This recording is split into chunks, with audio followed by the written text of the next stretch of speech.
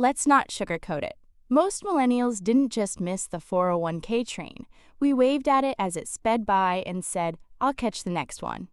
Only there wasn't a next one. Let's lay down the facts. A 401k match is free money, usually between 3% to 6% of your salary, offered by your employer as an incentive to save for retirement. Yet, according to Vanguard's 2023 report, 25% of employees didn't contribute enough to receive their full match. Let's do some math. A 22-year-old earning $45,000 annually with a 5% employer match is leaving $2,250 on the table every year.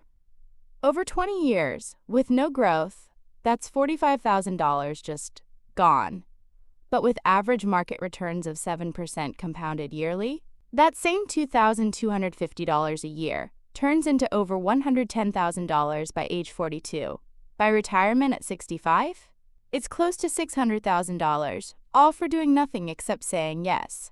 We didn't skip this because we were rebellious. We skipped it because no one explained how compound interest turns time into wealth. Instead, we saw a few $100s missing from our paycheck and panicked. What the top 0.1% in financial literacy would say?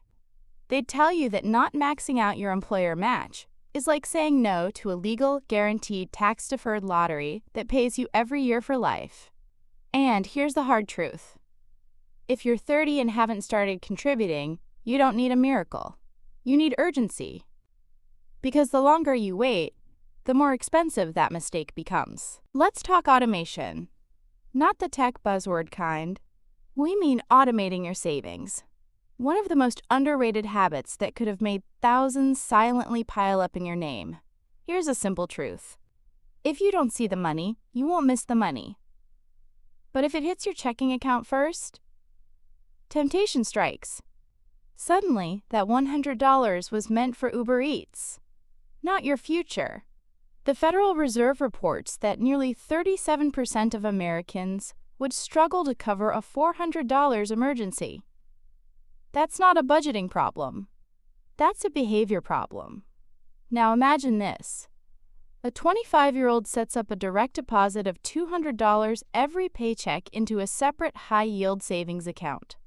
That's $5,200 per year. Over 10 years, without lifting a finger? They've got over $65,000, assuming a 3% interest rate in a decent high-yield account. Now, most people say they'll save what's left after spending. But psychology says otherwise. You don't save what's left. You spend what's available.